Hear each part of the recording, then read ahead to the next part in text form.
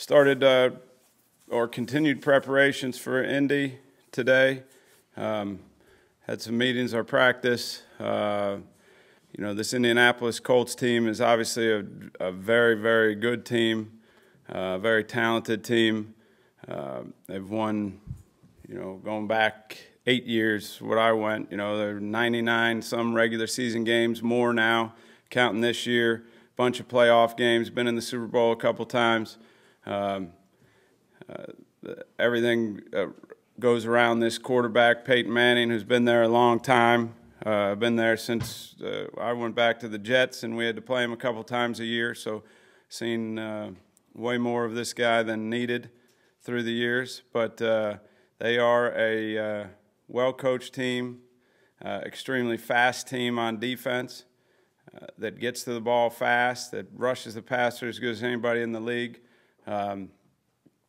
They play sideline to sideline as fast as anybody will see this year. Offensively, obviously a very talented team that can move the football up and down the football field. They score a lot of points year in and year out. You have to score points to be anywhere close to them. They're good special teams now with some returners that can hurt you.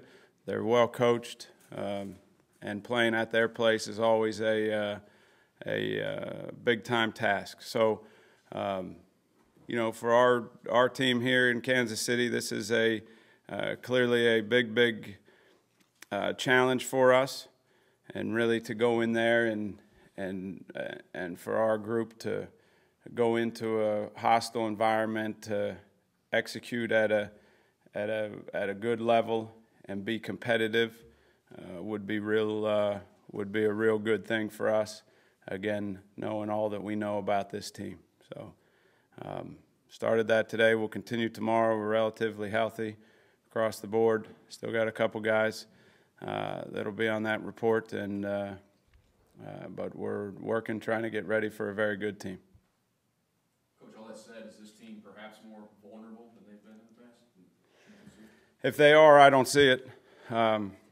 I see a group that had a long field goal kicked on them last week that cost them, and not one that you think is going to be made very often. No disrespect to Jacksonville or their kicker. It was a tremendous play. But, when watching that game, you thought that when you saw Indy go down the field, you thought that was about the way it was going to go. So they're a good team. They're fast. I mean, you watch that Giants game in their place, where it's loud and tackles are slow off the ball or a hair behind on the ball on the count, and those ends give you nightmares.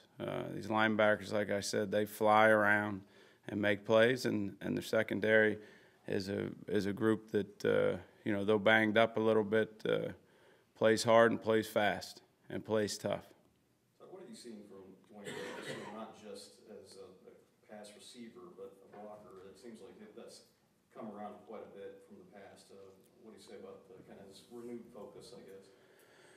Well, again, I think that Dwayne knew this was a very important year for him. He's shown that going back through the off season, and then the work and the effort that he put in, the condition that he came into the off season in, as compared to where he was the year before, showed that sense of urgency that he had.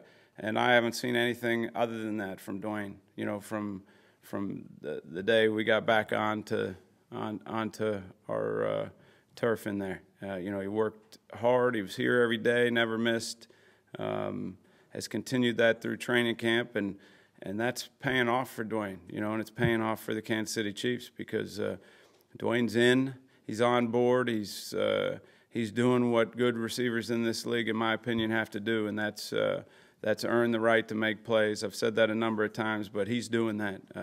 In all our big runs that have shown up so far this year, Dwayne's in the mix somewhere, somehow, where he's getting a very critical block, and having coached receivers for a long time and been a very big stickler on the physical, the ability of receivers to be physical and be football players and not just pass catchers.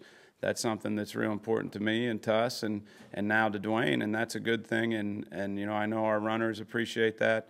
You know, I know everybody on our team appreciates that. And again, that's the way you earn your right to make some of those big ESPN plays. You know, we saw in the San Francisco game. How do players normally, or receivers normally respond to that? You have to earn the right to make the big plays, and how has Dwayne sort of responded to that when you first kind of laid that out for him? I think the players respond how you coach them.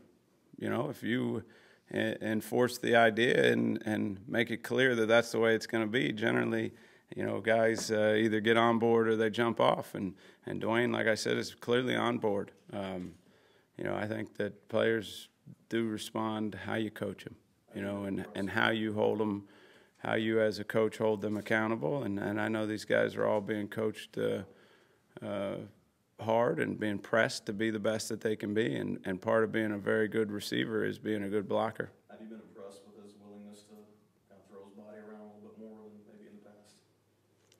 I've just been impressed with his progress in general. You know, this was a big year. He's one of those developing players, young developing players for us that had to make strides, no different than all the others that I've talked about, the Dorseys and the Tysons and the Derek Johnsons and you know, across the Brandon Alberts and the Matt Castles and all those guys that are, you got to develop your own players, you know, and Dwayne was here and he was in the mix and he had to develop and improve and get better, and that's what he's doing, and it appears to me continuing to want to do, and that's a good thing for us. Todd, your last game of the first quarter of the season, given where it is, who it's against, do you see it as a take stock game of where the last year and quarter has brought you? I'm trying not to, Steve. You know, I'm trying to see it as just you know, the last game of the first quarter of the season, and that's how the focus I've continued to push with our players. That you know, these games are very simple. That the team that plays the best wins on Sunday. I believe that's tied into how you prepare and work and do the things that you have to do to get better.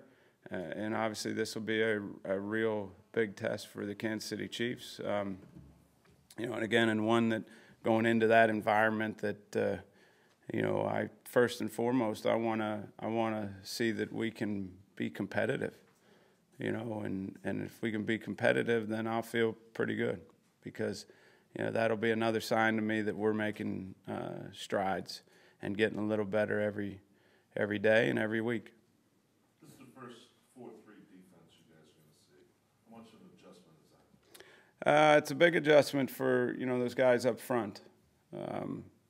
I think everybody else would prefer it, you know, but the guys up front and having to handle some of the things they've had to handle, you know, it is an adjustment.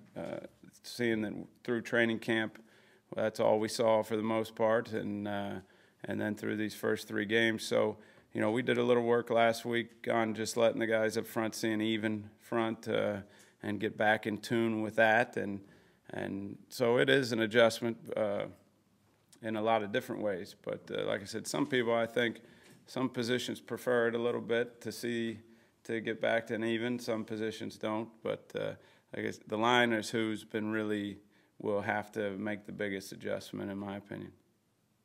But this is you may know where these guys are, but that doesn't mean that's where they're going to be. And their alignments and those things continue to get a little more interesting every time I see them. Their whole success there, I mean, there was a stability with that offensive group. Not only just Manning, but Tom Moore, Howard Mudd. Mudd's gone. I'm not sure what Tom Moore's. I keep hearing his name. And do you see anything different?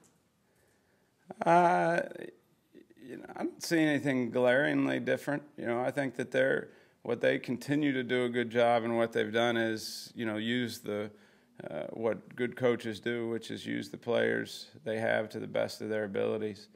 And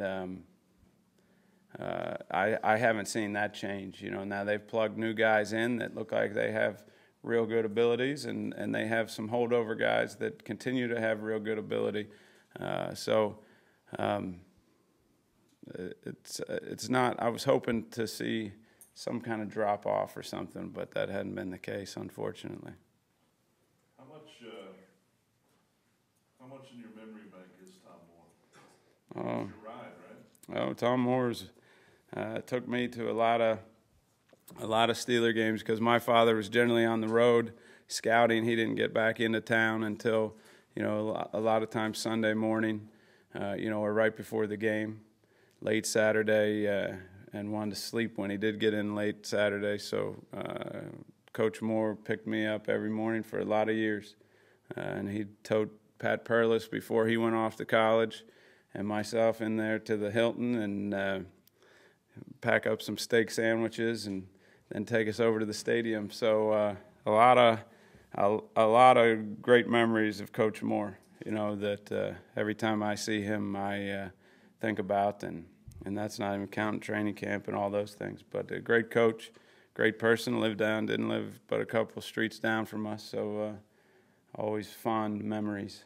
Were there football conversations driving down from You know, Coach Moore's not a man of very few words as it is. I was just happy he didn't snarl at me. I tried to keep quiet and in the back and not say too much, and hope I got through most of those rides without you know, him getting upset at me. So I was under strict orders most of the time, as I can remember. Good. Todd, Any others? You seem enthused about coming back to practice this week, and is that different than what you may have seen through most of the first half of last year? You know, I've talked a bunch about last year and being a difficult year, specifically that first half, because there's so much change and so much unknown and so much learning going on of expectations and how we were going to do things, and a lot of even created chaos at times and conflict. But